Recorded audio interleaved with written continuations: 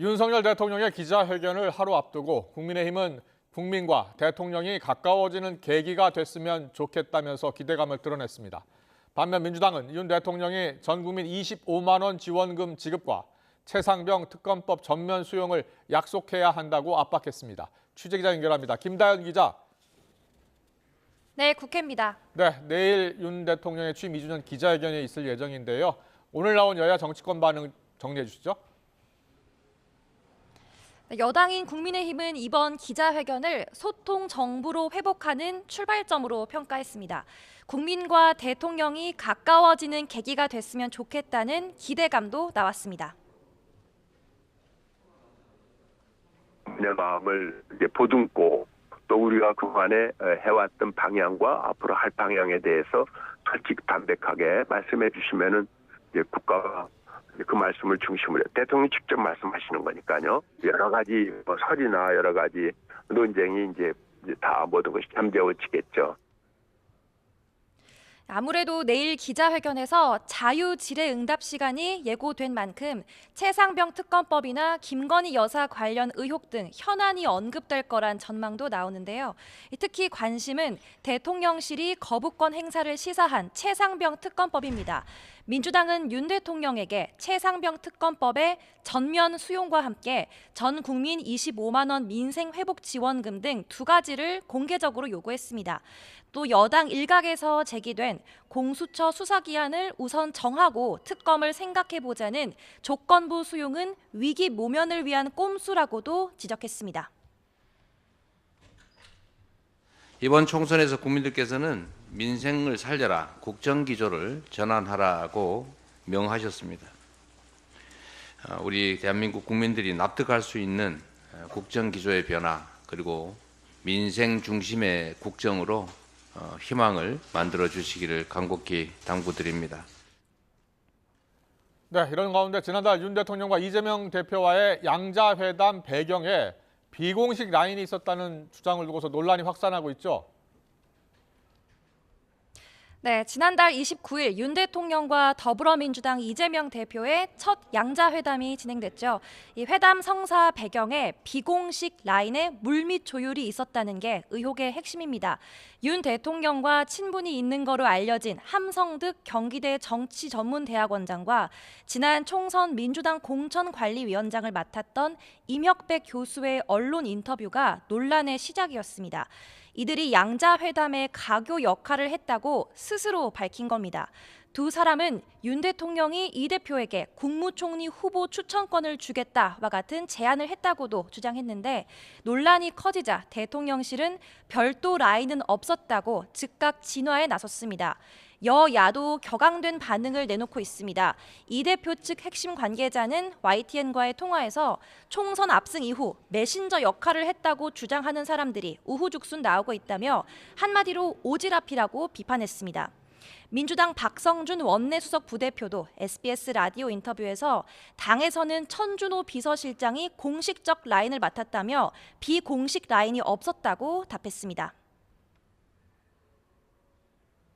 뉴스를 보면서 깜짝 놀란 게 이제 공식 라인, 비공식 라인이 있을 수가 있는데 비공식 라인은 계속 숨어 있어야 되는 거 아니에요? 저는 그분이 정말 그러면 대통령의 뜻을 받들어서 뜻을 담아서 얘기를 진정성 있게 했는지도 좀 궁금하더라고요.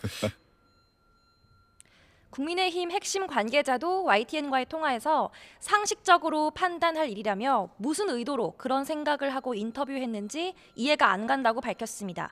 이철규 의원도 SBS 라디오 인터뷰에서 일반론적인 얘기는 오갈 수 있겠지만 중요한 직책이 본인에게 맡겨졌다고 착각한 거라 생각한다고 꼬집었습니다. 그런 분을 통해서 그러한 역할을 맡길 정도로 이 채널이 없는 것도 아니잖아요. 아무리 뭐 하더라도 그런 분을 통해 가지고 그렇게 이 중요한 국사를 이렇게 부탁을 하거나 하셨을 일은 없을 것이다. 이렇게 생각하고 저도 정황을 보면 그건 아니다. 이렇게 저는 정리하고 싶습니다. 네, 여야 각 정당 상황 알아보겠습니다. 국민의힘에서는 내일 원내대표를 뽑는데요. 후보들의 정견 발표가 진행되고 있다고요? 네, 오후 3시부터 원내대표 후보들의 정견 발표회가 진행되고 있습니다. 출사표를 던진 4선 이종배 의원과 3선 추경호, 송석준 의원이 3분씩 정견 발표를 했고 이후 질의응답이 이어졌습니다. 추첨을 통해 먼저 발표에 나선 추경호 의원은 35년간 쌓은 국정 경험을 강조하며 22대 총선에서 얻은 108석을 바탕으로 위기를 새로운 동력으로 만들겠다고 밝혔습니다. 이종배 의원은 계파와 지역 문제에서 자유로운 다선 의원님을 내세우며 중도 확장성을 토대로 전국 정당으로 거듭날 수 있게 분골쇄신하겠다라고 강조했습니다. 송석준 의원은 국회를 대화와 타협의 장으로 만들고 상임위원장 등 국회직을 최대한 확보해 보람 있는 의정 활동을 뒷받침하겠다고 약속했습니다. 3명의 후보는 모두 관료 출신의 친윤 성향으로 분류되면서도 상대적으로 개파색은 옅다는 평가를 받고 있는데요. 가장 큰 변수는 여당 의원 비율이 높은 영남권과 함께 44명에 달하는 초선 당선인 표심이 될 거란 관측이 높습니다. 황우여 비상대책위원장은 내일 원내대표가 결정되면 다음 주 월요일에 첫 비대위 회의를 연단 계획인데요. 이 당 안팎에서는 당 대표 선거 시점을 두고 논란이 일고 있습니다. 황우여 비상대책위원장은 차기 당대표를 뽑기 위한 전당대회가 애초 관측됐던 6월 말에서 한 달 이상 늦춰질 거로 전망했는데요. 8월 전당대회론까지 언급되자 황 위원장은 YTN과의 통화에서 민주당도 8월에 전당대회를 하니까 우리 당도 급한 마음을 갖지 말자는 취지라며 날짜를 딱 정한 건 아니라고 해명했습니다. 다만 당원 100% 전당대회 룰 문제 등과 맞물려 다양한 해석들이 나오고 있어 논란이 되고 있는데요. 윤재욱 원내대표는 기자간담회에서 조기에 당 지도체제를 준비하고 당을 혁신해야 하는 상황을 황 위원장이 알고 있을 거라 생각한다며 6월 말 7월 초쯤엔 전당대회가 열려야 한다고 말했습니다. 홍준표 대구시장도 SNS에 글을 올려 황 위원장이 당대표 행세를 한다며 선출되지 않고 임명직에 불과한 비대위원장에 당원 당규에 손대는 건 월권이라고 날을 세웠습니다.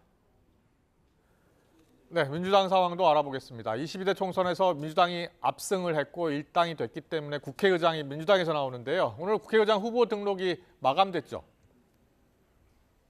네, 2시간 뒤 오후 6시면 22대 전반기 국회의장 후보 등록이 끝납니다. 조정식, 우원식, 정성호 의원과 추미애 당선인의 4파전으로 치러질 전망인데요. 이 박지원 당선인도 출마를 저울질하고 있어서 후보가 5명으로 늘어날 가능성이 있는데 박 당선인은 외부 모임이 끝난 뒤 공식 입장을 낸다는 계획입니다. 국회의장은 당적을 가질 수 없지만 친명계로 분류되는 후보들은 탈중립 의장을 표방하며 선명성을 내걸고 있습니다. 오는 16일 22대 당선인 총회에서 경선을 통해 국회의장 후보가 최종 선출되는데 1차에서 과반 득표자가 없으면 1, 2위 후보를 상대로 결선 투표가 진행됩니다. 경선에서 승리한 후보는 국회 본회의 무기명 표결에서 재적 의원 과반 찬성을 얻으면 당선됩니다. 지금까지 국회에서 전해드렸습니다.